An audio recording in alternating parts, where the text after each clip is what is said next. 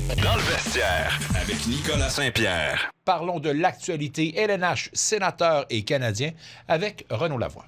Rumeurs, transactions, nouvelles, des échos de vestiaire. Il est un des meilleurs informateurs de la LNH. C'est le temps de faire le point avec Renaud Lavoie. Oui, une présentation Desjardins. Renaud Lavoie qui était certainement très attentif au point de presse de bilan de mi-saison du directeur général des Canadiens, Kent Hughes. Mais avant de parler de ce point de presse de mi-saison, t'es où là en ce moment, là, mon bronzé? C'est ça.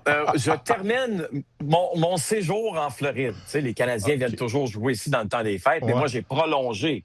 Tu comprends? Pas besoin de revenir à Montréal d'urgence. Il n'y avait pas de match à TVA Sport. Il n'y en a pas du Canadien, je parle avant samedi. Donc, je vais revenir demain tranquillement. Jeudi, quand on va se parler, je vais être au Centre Bell. Bon, ben excellent. Puis jeudi, quand on va se parler de la série Wild Card entre nos deux clubs, les Packers et les Bears. Mais je te dis tout de suite qui va gagner. Ah ouais, hein? Bears. Gars, écoute, j'ai pas le choix de te croire là-dessus parce que je suis pas convaincu que les Packers vont faire long feu. Ils sont maganés un petit peu.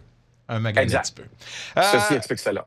Je veux t'entendre un petit peu avant de parler de ce bilan de la situation des gardiens avec Ottawa, les sénateurs. Puis même si le DG veut bouger, vers qui on se tourne quand tout le monde l'attend? Puis il n'y a personne qui va y faire un cadeau, certainement. Est-ce que c'est le temps de peser sur le bouton panique ou comment tu lis la situation avec encore un résultat très décevant de la part des performances des gardiens hier? Là?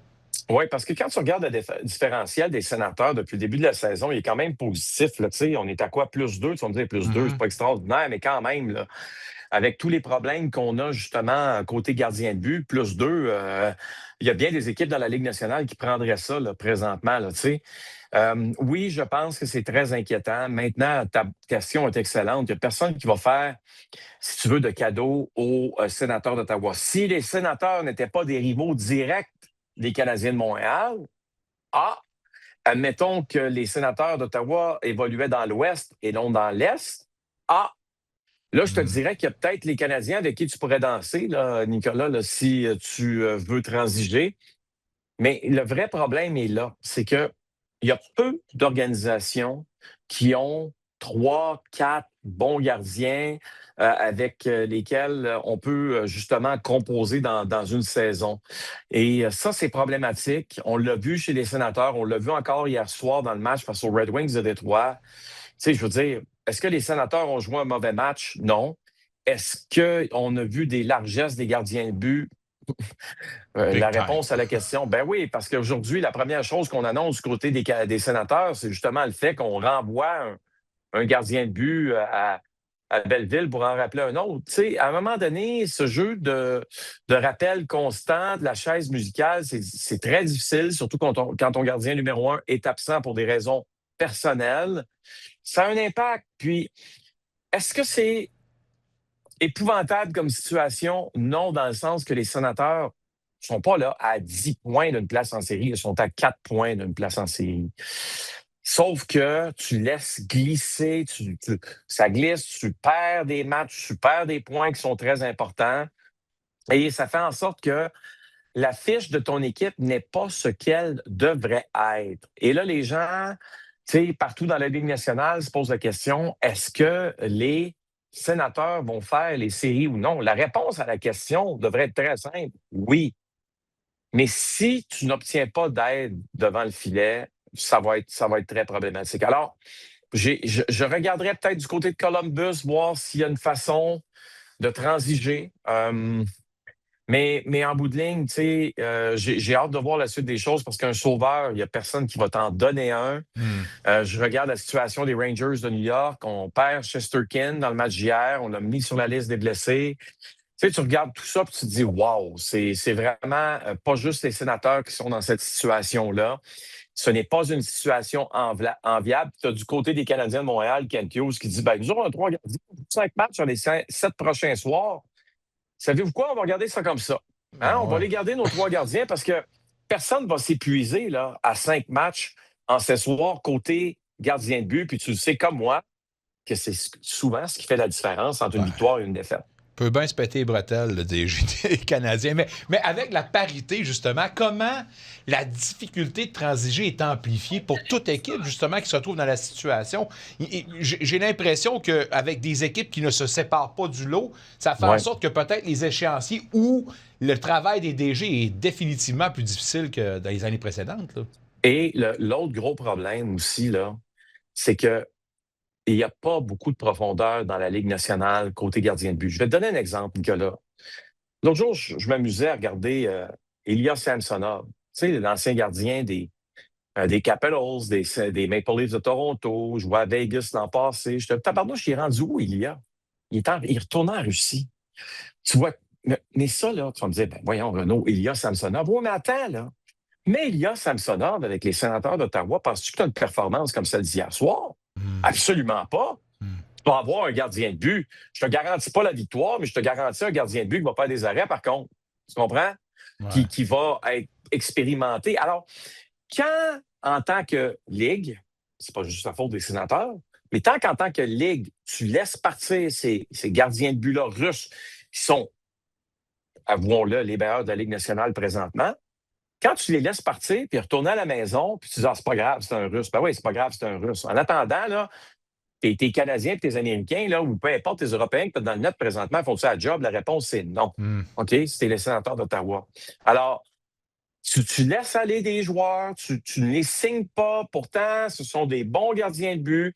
C'est pas les gardiens de but qui vont remporter le trophée Vézina, mais c'est des gars qui vont faire une job. Alors, moi, c'est ce que je vois présentement, c'est que dans la Ligue, il y a un problème de profondeur. Puis, en même temps, c'est une ligue qui est un peu hautaine puis qui laisse partir des gardiens de but qu'on ne devrait pas laisser partir en bout de ligne. Avec ce que tu viens de dire, j'ai quasiment le goût d'ajouter un peu comme la Ligue nationale de football où il y a 32 équipes, mais il n'y a pas 32 quarts numéro 1. J'ai l'impression qu'ici, il y a 32 clubs, mais il n'y a pas 32 gardiens véritablement numéro 1. Exact. C'est pour ça que tu as un gars comme Rivers qui est venu aider les Colts d'Indianapolis. Il n'a pas gagné, mais on a tenté l'expérience quand même. Puis ça n'a pas fonctionné. Mais en bout de ligne, ton problème de profondeur fait en sorte que tu te menottes. Moi, je pense que ça doit être une leçon pour Steve Staios. C'est que, et puis je ne suis pas en train de jeter la pierre à Steve Staios. Absolument pas. Il n'est pas tout seul dans cette position-là. Mais si j'étais lui, je regarderais la situation actuelle, je ferais OK, là, temps d'arrêt, là. Je vais vous garantir une chose, là. Plus jamais on va être dans une situation chez les sénateurs comme on est présentement.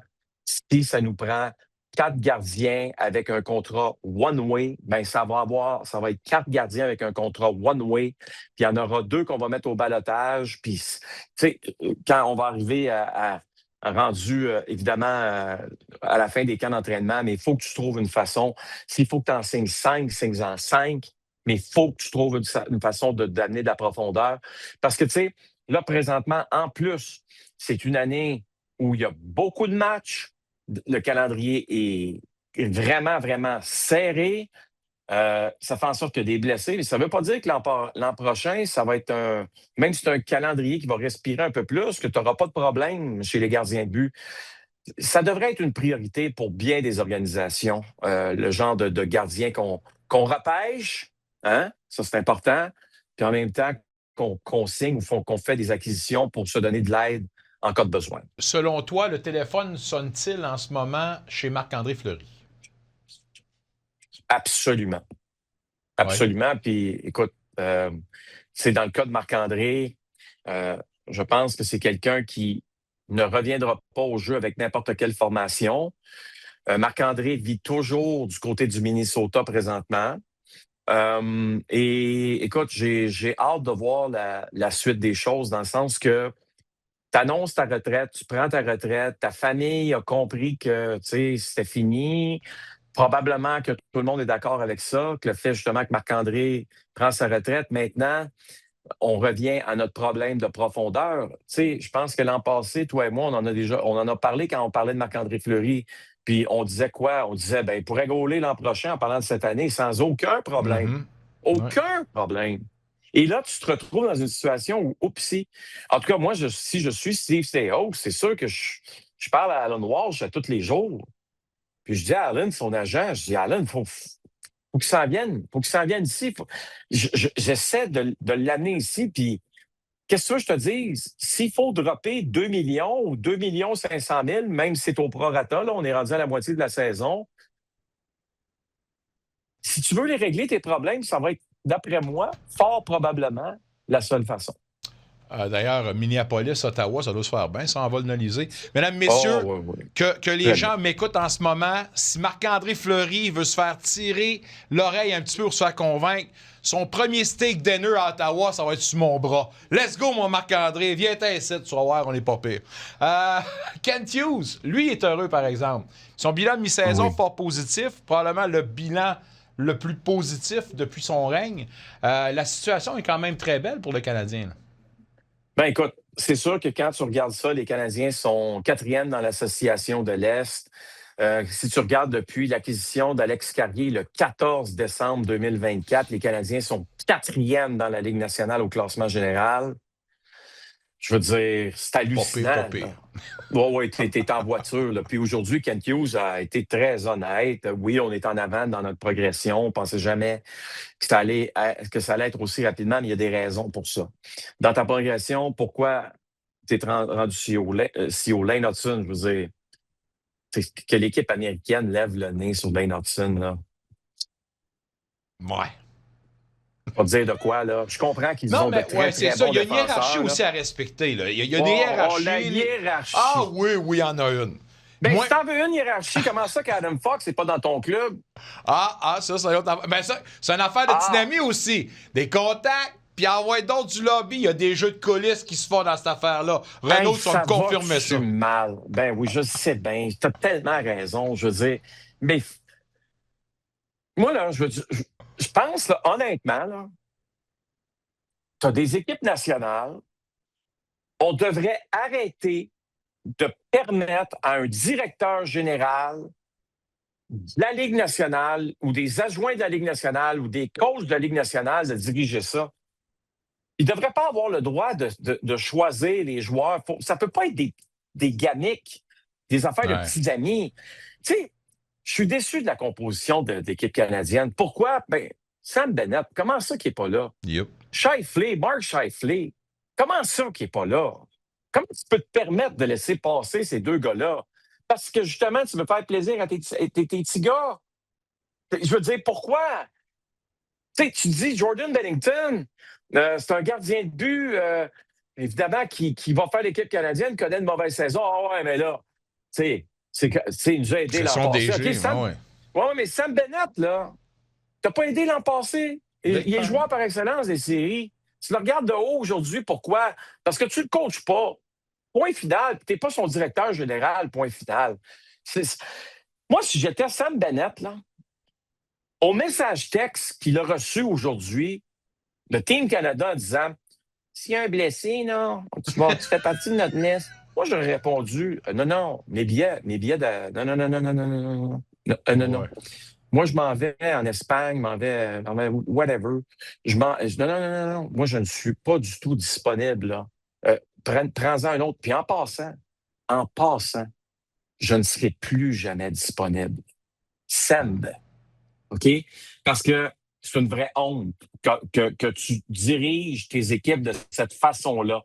Comme c'est une vraie honte que l'équipe américaine, je vais leur donner, entre guillemets, le bénéfice du doute, surtout à la ligne bleue, en disant, OK, tu as quand même de très, très bons défenseurs. C'est la meilleure défensive du tournoi. Là-dessus, on est tous d'accord. Mais que tu quand même lèves le nez sur Lane Hudson, c'est particulier. Que tu lèves le nez sur Cole Caulfield, ce l'est encore plus parce que tu es plus faible à l'attaque. OK? Vincent Trocheck, là, tu me niaises-tu? JT Miller, est-ce qu'il joue pour des équipes qui connaissent du succès présentement? Ces gars-là jouent pour le même club. Je veux dire, les Rangers, c'est une catastrophe. Tu me niaises-tu? Tu t'en vas où avec tes skis? Mais pourquoi? Ben oui, c'est parce que le coach des Rangers, c'est le coach de Team USA.